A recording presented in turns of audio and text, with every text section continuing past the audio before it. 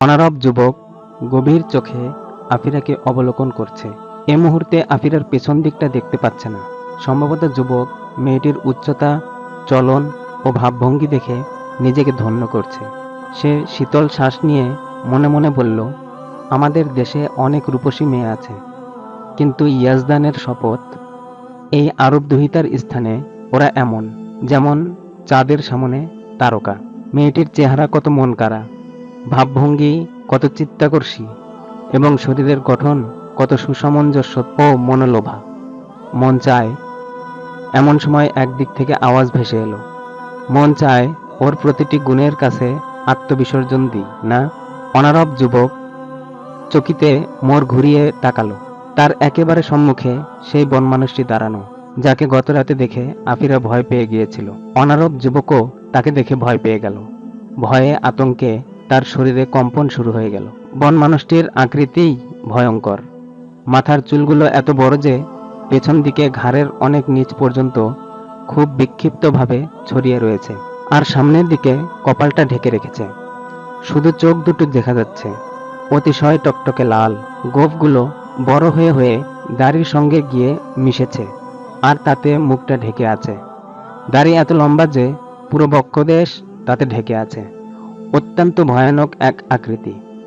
অনারব যুবক তাকে দেখে যখন ভয় পেয়ে গেল, তখন সম্ভবত সে মিটিমিটি হেসেছিল, কারণ সে সময় তার চোখ দুটো ঝিলিক মেরে উঠেছিল। কিন্তু মুখটা যেহেতু গোঁফ দ্বারা ঢাকা, তাই তার হাসা দেখা যায়নি। বলল, আমাকেও খানিক মনোযোগ সহকারে দেখো। তাকে দেখে অনারব যুবকের প্রাণ বেরিয়ে যাওয়ার উপক্রম হয়েছিল। যুবক ধরা গলায় বলল, আপনি? অনারব যুবক এত সন্ত্রস্ত হয়ে পড়েছে যে সে কথাটা শেষ করতে পারল না। বনমানুষ বলল, আমি কে জিজ্ঞেস করতে চাচ্ছ না? যুবক এবারও কিছু বলতে পারল না। তার ঠোঁট দুটো থরথর করে কাঁপছে, কিন্তু তার চাহনিতে বোঝা গেল সে এ কথাটি জিজ্ঞেস করতে চাচ্ছে। বনমানুষ ঠান্ডা শ্বাস নিয়ে বলল, এটি একটি সময় ছিল যখন আমি কিছু ছিলাম, কিন্তু এখন আমি একটি বনমানুষ, যাকে দেখে শুধু আমার স্বজাতিই নয়, যে কোনো মানুষই ভয় পায়। যে ইরানিরা আমাকে দেখেছে তাদের উক্তি হলো আমি বনমানুষ। অনারব খানিক সাহস সঞ্চয় করে বলল, আপনি আপনার আকৃতিটা এমন বানিয়ে রেখেছেন যে ভয় না পেয়ে উপায় নেই। আপনি কি নাপিত পান না যে এগুলো কাটিয়ে স্বাভাবিক করে রাখবেন?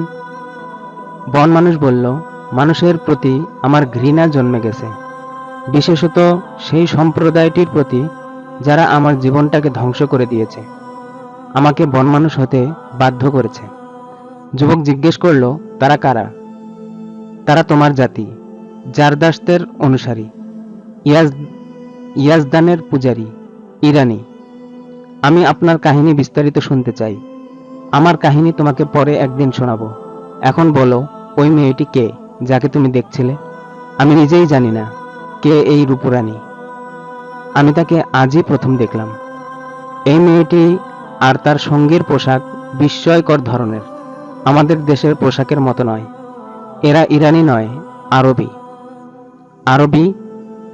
বনমানুষ বিস্ময়ের সঙ্গে বলল এবং অনারব যুবকের প্রতি তাকিয়ে থাকল। হ্যাঁ, আরবি। আপনি কি জীবনে কখনো কোনো আরবকে দেখেননি? দেখেছিলাম, মনে পড়েছে। একবার যখন আমি মানুষ ছিলাম এবং যুবক ছিলাম, কয়েকজন আরবকে দেখেছিলাম। তারা কাজের সন্ধানে এসেছিল। আমি তাদের একজনকে নওকর রাখতে চেয়েছিলাম, কিন্তু যখন জানলাম ওরা মূর্তি পূজারী এবং আগুনকে খোদার জ্যোতি বিশ্বাস করে না, তখন আমার মনে খুব রাগ হলো, আর চাকরি দিলাম না। এখন আরবরা মূর্তি পূজারী নয়। তাদের মাঝে নতুন এক নবী জন্মগ্রহণ করেছেন বলে শুনেছি। এখন তারা নিজেদেরকে মুসলমান দাবি করে। মুসলমান দাবি করে? বনমানুষ অত্যন্ত বিস্মিত হয়ে বলল, হ্যাঁ, আমি এমনই শুনেছি। সেই নবী কি এখনো জীবিত আছেন? তা আমার জানা নেই। সেই যুগ এসে পড়ল নাকি যার সম্পর্কে আমাকে অবহিত করা হয়েছিল? আপনাকে কি অবহিত করা হয়েছিল? আমাকে অবহিত করা হয়েছিল জগতে বিপ্লব আসবে, রাজ্যসমূহ ওলটপালট হয়ে যাবে, আমাদের দেশে যে নির্লজ্জতা, অশ্লীলতা ও অনাচার ছড়িয়ে পড়েছে তা দূর হয়ে যাবে, বিপ্লব এসে পড়েছে, রাজ্যসমূহ ওলটপালট হয়ে গেছে। আপনার বোধহয় জানা আছে আরব কিরূপ দরিদ্র ও দুর্বল জাতি ছিল। আমি জানি কোনো রাষ্ট্রই আরব দেশকে ভালো চোখে দেখত না, এবং কোনো জাতি আরব জাতিকে মর্যাদা দিত না। সবাই তাদেরকে পশ্চাৎপদ জাতি মনে করত। তারা ছিলও বজ্জাত। তাদের মাঝে ঐক্য ছিল না, সভ্যতা ছিল না, ছিল শুধু অনৈক্য। যত সব বাজে চরিত্রের মানুষ ছিল তারা। সেই আরব এখন ঐক্যবদ্ধ হয়ে গেছে। তাদের নবী তাদের চিত্র পাল্টে দিয়েছেন, তাদের জীবন থেকে মন্দ স্বভাবগুলো দূর করে দিয়েছেন। এখন তারা নতুন এক সভ্যতা ও নতুন এক জীবন দর্শন নিয়ে আরব থেকে বেরিয়ে পড়েছে। তাহলে তো তারা অন্যান্য দেশের উপর আক্রমণও শুরু করে দিয়েছে। আপনার বোধহয় তাদের সম্পর্কে কিছুই জানা নেই। জানবো কিভাবে? দীর্ঘ একটি সময় ধরে আমি এই পাহাড়ে অবস্থান করেছি।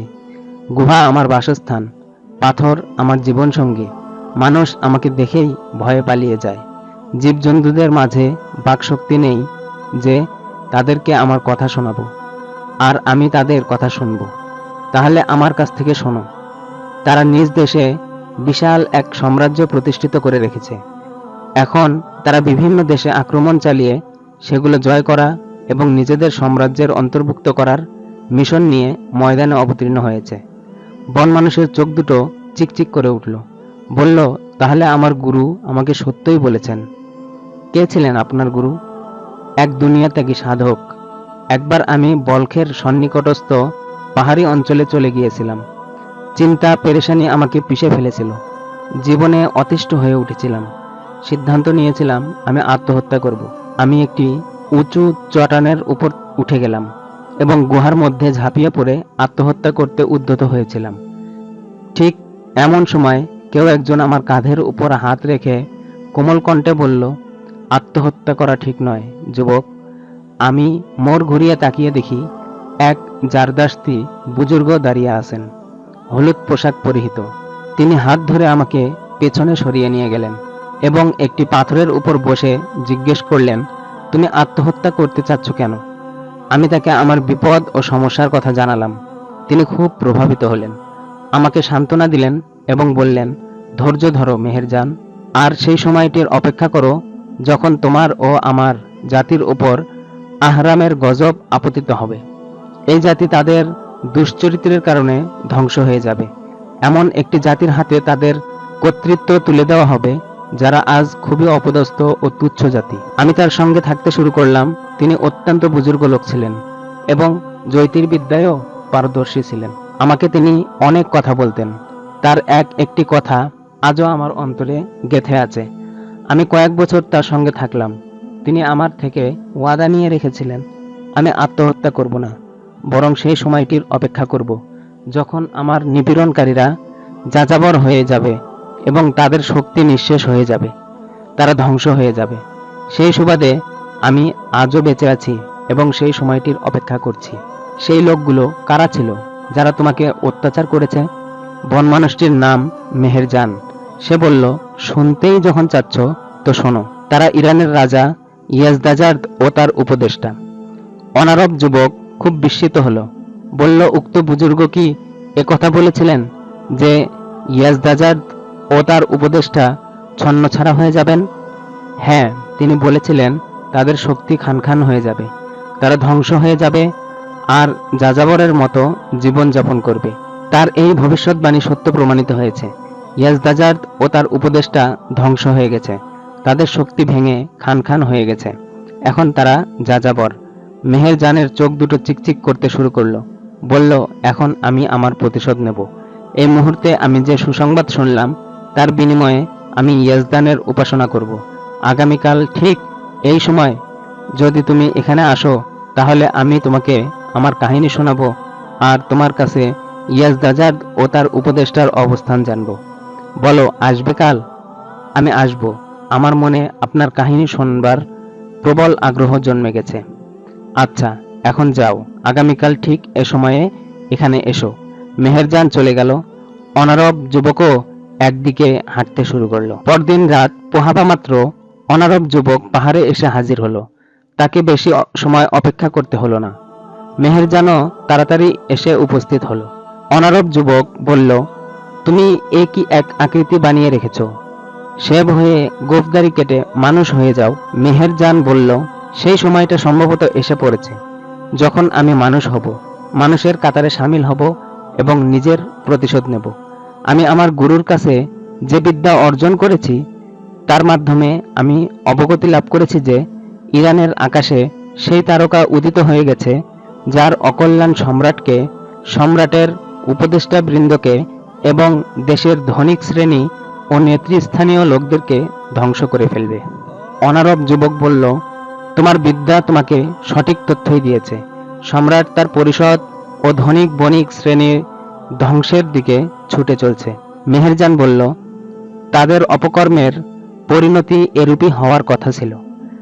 এখন আমি তোমাদেরকে কিছু কথা বলতে চাই। বলো, আগে তোমার নাম বলো।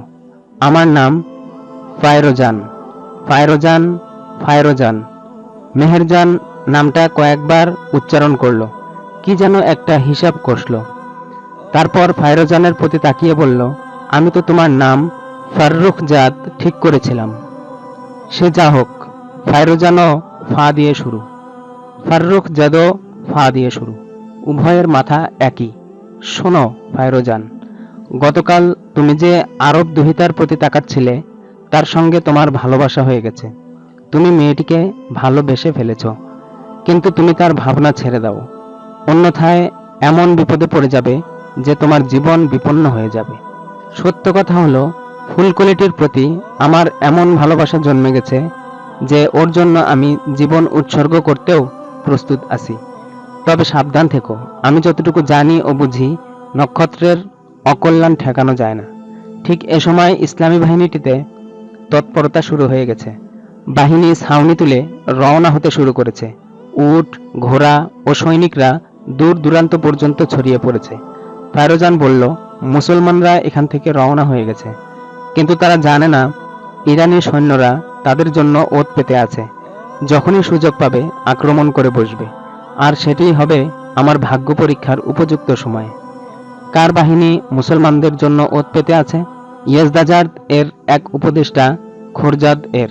ও এখানে এলো কিভাবে? ইয়াজদাজাদ মারাদে অবস্থান করছেন। তিনি কাশান থেকে তবিলন পর্যন্ত কয়েকটি ইরানি বাহিনী ছড়িয়ে রেখেছেন। মুসলমানদের বৃহৎ যে বাহিনীটি তবিলনের দিকে এগিয়ে যাচ্ছে তার উপর আক্রমণ করতে ওদের সাহস হয়নি।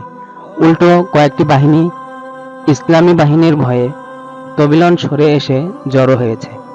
বোধহয় এই একটি ইউনিটই খোরজাদ এর আওতার মধ্যে রয়ে গেছে। কিন্তু ইয়াজদাজাদ ছন্নছাড়া হলো কিভাবে? আমি মাদায়েনে উপস্থিত ছিলাম। সে সময় শুনেছি মুসলমানরা ইরানে আক্রমণ করেছে। এই সংবাদে ইরানিদের মাঝে উত্তেজনা ছড়িয়ে পড়ল। সমস্ত দরবারি ঐক্যবদ্ধ হয়ে গেল।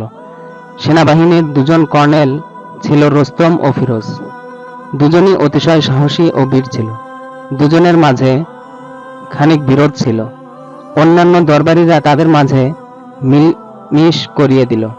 ইয়াজদাজাদ ব্যাপক সামরিক প্রস্তুতি শুরু করে দিলেন। দেশের বিভিন্ন অঞ্চল থেকে ফৌজ আসতে শুরু করলো। মাদায়েনের ছাউনিগুলো সৈন্যদের দ্বারা কানায় কানায় ভরে গেল। আমি সে সময়ই জানতে পেরেছি মুসলমানরা কাদেসিয়ায় এসে পড়েছে। গোয়েন্দারা তথ্য সংগ্রহ করেছে ইসলামী বাহিনীর সৈন্য সংখ্যা বেশি নয়, মাত্র 20,000। ইয়াজদাজাদ নিজ বাহিনীর পরিসংখ্যান নিয়ে জানতে পারলেন 1,50,000 সৈন্য রণাঙ্গনে ঝাঁপিয়ে পড়তে প্রস্তুত। ইয়াজদাজাদ রুস্তুমকে এই বাহিনীর সেনাপতি নিযুক্ত করলেন। কিন্তু যদিও তিনি বীর সেনানী ছিলেন এবং তার কাছে মুসলমানদের 7 গুণ বেশি সৈন্য ছিল, তথাপি কেন যেন তিনি রওনা হচ্ছিলেন না। ইয়াজদাজাদ যখন তাকে রওনা হতে চাপ দিলেন, তখন তিনি বললেন, আমার পরামর্শ হলো, হয় আরবদের সঙ্গে সন্ধি করে ফেলুন, না হয় যুদ্ধকে এত দীর্ঘায়িত করুন যাতে আরবরা বিতৃষ্ণ হয়ে ফিরে যেতে কিংবা আমাদের সঙ্গে সন্ধি করে যুদ্ধের ইতি টানতে বাধ্য হয়। কিন্তু ইয়াজদাজাদ তার সবকটি প্রস্তাব প্রত্যাখ্যান করে আদেশ দিলেন, আরবদের উপর আক্রমণ করে করে তাদের নিঃশেষ করে ফেলো। অগত্যা রুস্তম 1.5 লাখ সৈন্য নিয়ে রওনা হয়ে গেলেন এবং সাবাত নামক স্থানে গিয়ে অবস্থান গ্রহণ করলেন। একদিন শুনলাম মুসলমানদের কয়েকজন দূত এসেছে। ইয়াজদাজাদ জাঁকজমক করে দরবার সাজালেন। আমিও দরবারে গেলাম। ইসলামী দূতরা গায়ে জুব্বা পরে এবং কাঁধে চাদর ঝুলিয়ে দরবারে প্রবেশ করল। তাদের পিঠে ঢাল আর ঢালের সঙ্গে বাঁধা একটি করে তরবারি, হাতে চামড়ার তৈরি চাবুক। তারা অত্যন্ত নির্ভীক চিত্তে দরবারে প্রবেশ করল। তাদের এই ভাবগতিতে পরিষদবর্গ খুবই প্রভাবিত হলো। দোভাষীর মাধ্যমে আলোচনা শুরু হলো। ইয়াজদাজার দূতদের বললেন, তোমরা আমাদের রাজ্যের উপর আক্রমণ করেছ কেন? এক আরব বললেন, আমাদের নবী সাল্লাল্লাহু আলাইহি ওয়াসাল্লাম যখন দুনিয়ার রাজা বাদশাহদের কাছে ইসলামের দাওয়াত দিলেন, তখন তোমাদের রাজা খুসরু পারভেজ সেই আমন্ত্রণ পত্রটি ছিঁড়ে টুকরো টুকরো করে ফেলেছিল। আর এই দুঃসাহস দেখিয়েছিল যে বলেছিল, সে আরবী নবীকে গ্রেফতার করে আমার কাছে প্রেরণ করো। কিন্তু মহান আল্লাহ আপন সিদ্ধান্ত বাস্তবায়ন করে দেখালেন। খুসরু পারভেজ আপন পুত্র সাইরুবিয়ার হাতে নিহত হলো। তারপর যখন নবীজি সাল্লাল্লাহু আলাইহি ওয়াসাল্লাম মৃত্যুবরণ করলেন এবং হযরত আবু বকর সিদ্দিক রাদিয়াল্লাহু তাআলা আনহু খলিফা নিযুক্ত হলেন, তখন আরবের মূর্তি পূজারীরা বিদ্রোহ করে বসল। ইরান সরকার সেই বিদ্রোহীদের মদদ জোগালো। ইরান সম্রাট আরব রাজ্যকে দখল করতে চাইল, কিন্তু তার আগেই বিদ্রোহীরা দমিত হয়ে গেল। ইরানিদের এমন আচরণ আমাদেরকে এই দেশটির উপর আক্রমণ করতে বাধ্য করেছে। এবার বলো, তুমি কি চাও? এই আরব দূত হলেন প্রখ্যাত সাহাবী হযরত নুমান ইবনে মুকরিন রাদিয়াল্লাহু তাআলা আনহু।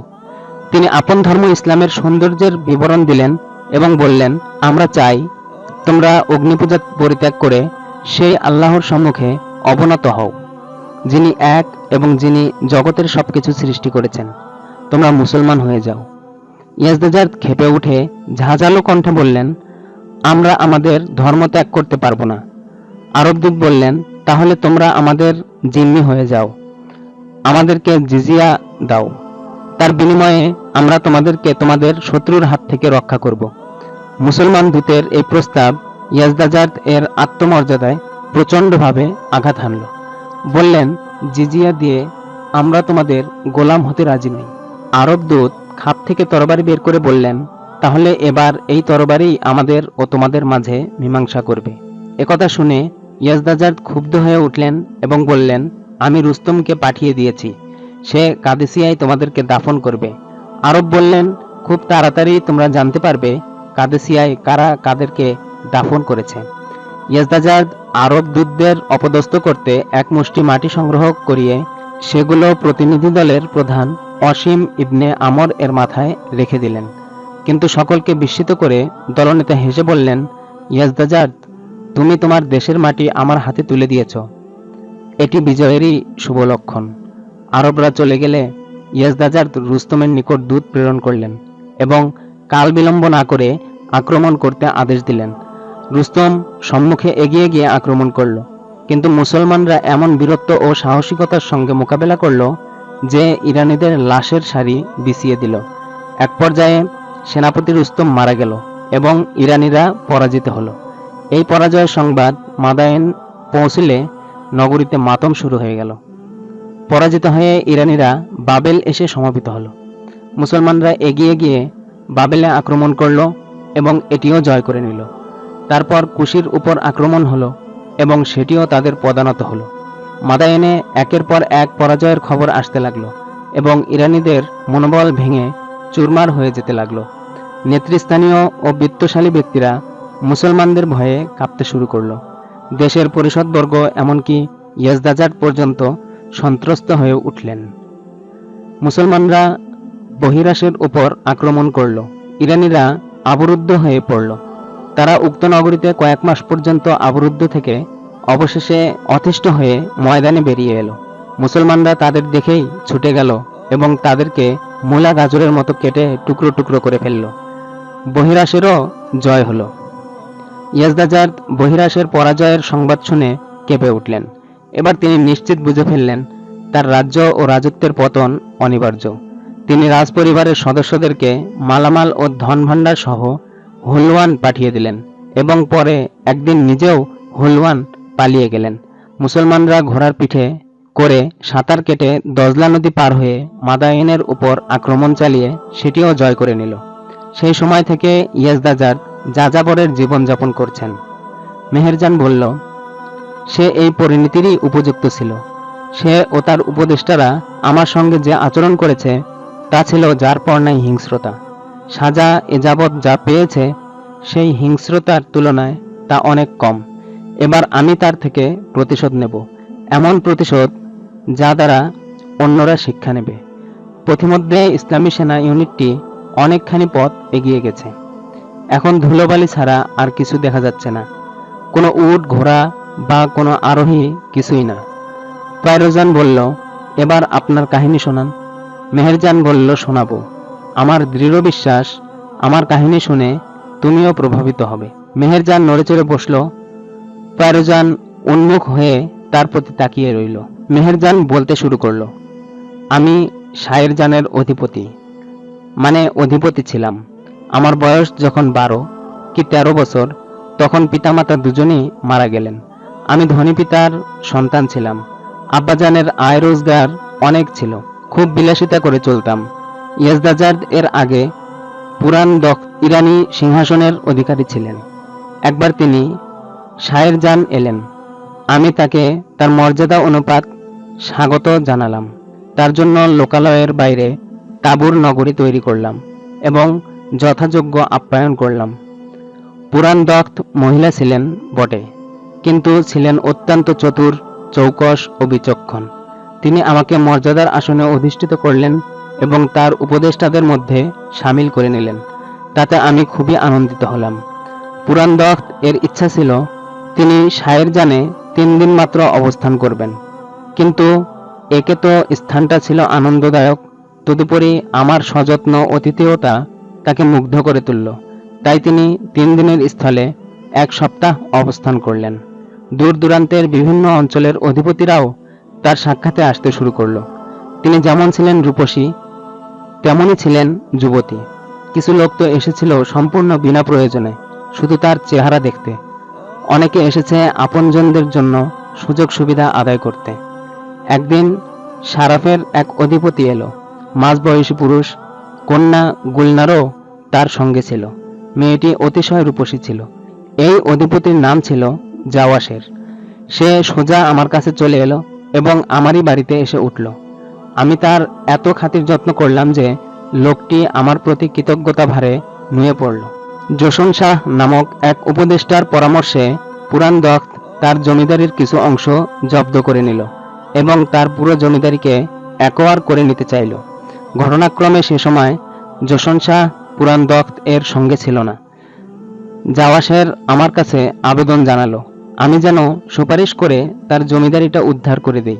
জাওয়াশের এর পুরোপুরি বিশ্বাস ছিল আমার সুপারিশে তার কাজ হয়ে যাবে। পুরান যেহেতু আমার প্রতি আন্তরিক ছিলেন, তাই আমিও এমনটিই মনে করতাম, কিন্তু সিদ্ধান্ত নিলাম তার আগে জাওয়াশের এর সঙ্গে তার মেয়ের ব্যাপারে কথাবার্তা পাকাপাকি করে নিতে হবে। তাই প্রথম আলাপেই আমি তাকে কোনো প্রতিশ্রুতি দিলাম না। বাস্তব কথা হলো, কদিনে গুলনারের প্রতি আমার এমন প্রীতি ভালোবাসা জন্মে গেছে যে তাকে ছাড়া আমার বেঁচে থাকা কঠিন মনে হচ্ছিল। আমিও যুবক ছিলাম এবং সুস্বাস্থ্যের অধিকারী ছিলাম। গুলনার প্রায়ই আমার কাছে এসে বসতো এবং হেসে হেসে কথা বলতো।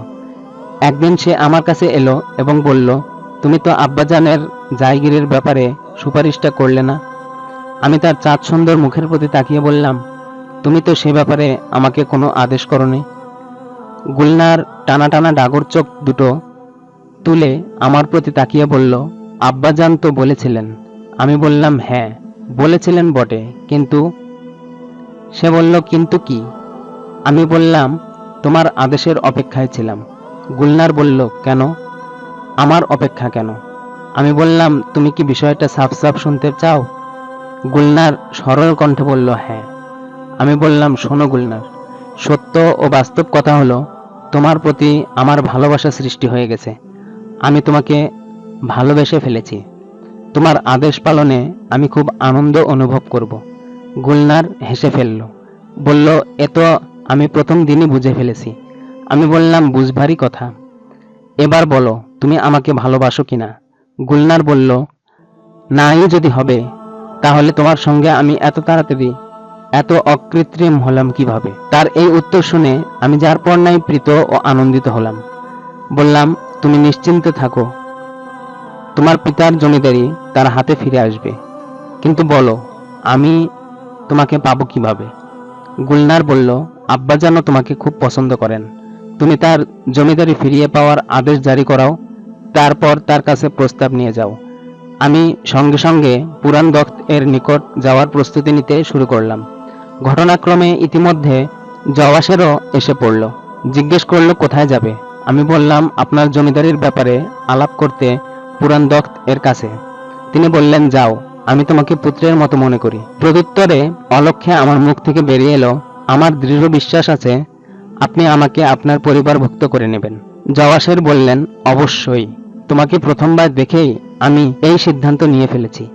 আমি তার কৃতজ্ঞতা আদায় করে পুরান দখ্ত এর নিকট চলে গেলাম। তার কাছে জোরালো ভাষায় সুপারিশ করলাম।